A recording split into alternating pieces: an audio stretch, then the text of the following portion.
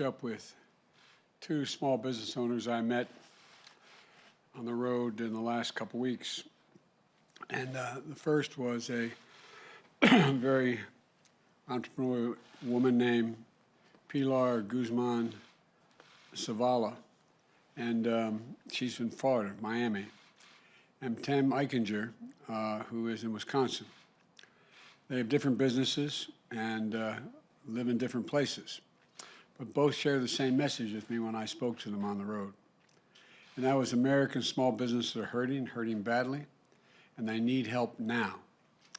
And it's in all of our interest to make sure they get the help now. Small businesses are the engines of our economic progress. They're the glue in the heart and soul of our communities, but they're getting crushed.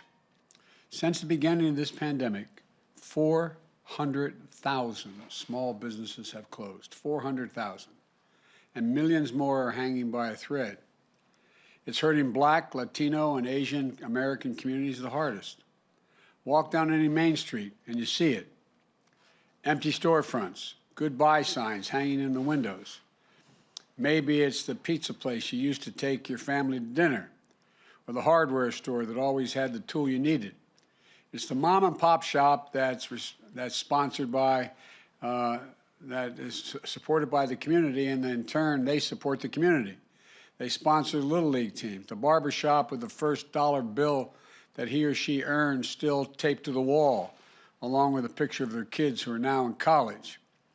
These small businesses, not the ones with 500 employees, but these small businesses that with a handful of folks, they are 90% of the businesses in America.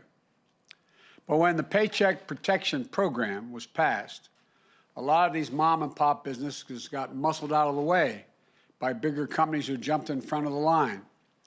And I want to be clear, the Paycheck Protection Program is a bipartisan effort. Democrats and Republicans helped pass it.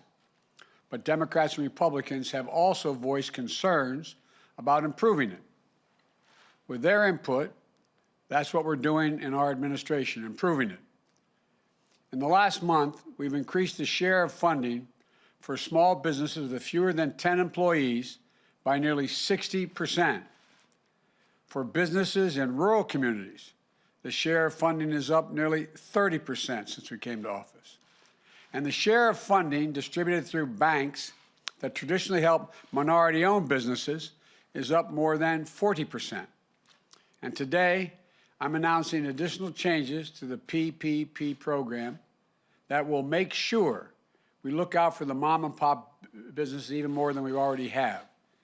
As I explained to Pilar and Tim, the two small business people I spoke to, on Wednesday, the Small Business Administration is going to establish a 14-day exclusive PPP loan application period for businesses and nonprofits with fewer than 20 employees.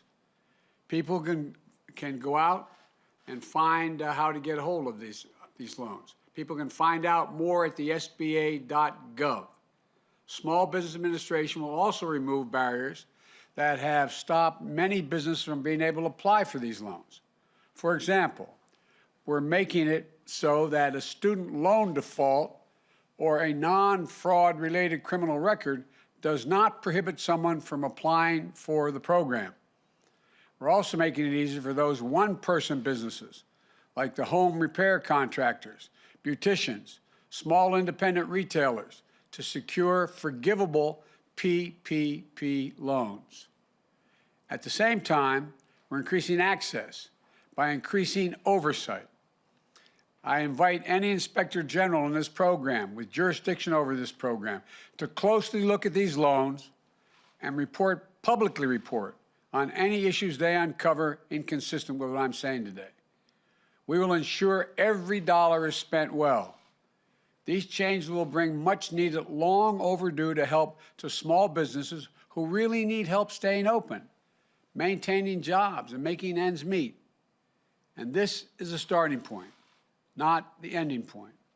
We need Congress to pass my American Rescue Plan. It deals with the immediate crisis facing our small businesses. Now, critics say the plan is too big. But let me ask them a rhetorical question. What would you have me cut? What would you leave out? The American Rescue Plan targets $50 billion to support the hardest hit small businesses after this program expires at the end of March. Would you not help invest in them? Would you let them continue to go under?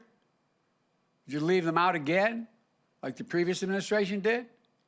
One of the things I've heard again and again from small business owners like Pilar and Tim is that knowing about support is one thing, gaining access to getting is another.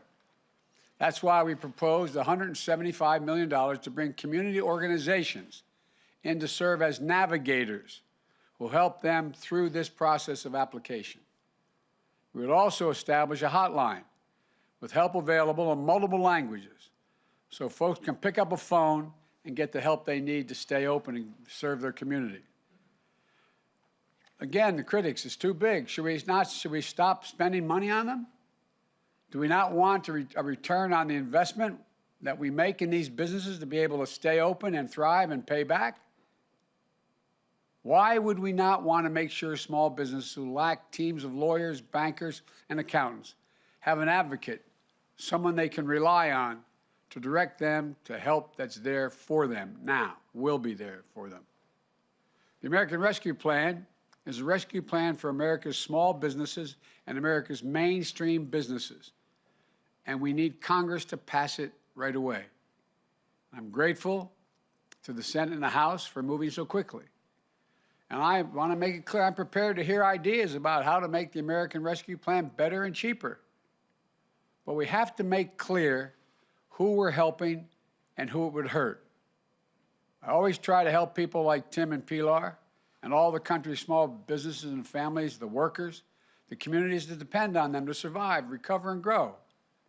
And it's my hope that as Democrats and Republicans who have backed the PPP program, that Democrats and Republicans will back the American Rescue Plan. The vast majority of the American people, more than 70% of the American people, including a majority of Republicans, want us to act based on all the polling data, act big and act quickly. Major economists, left, right, and center, here and abroad, say we should focus on smart investments that can make jobs available and focus on the jobs and in the people, to prevent long-term economic damage to our nation and to strengthen the economic competitiveness going forward.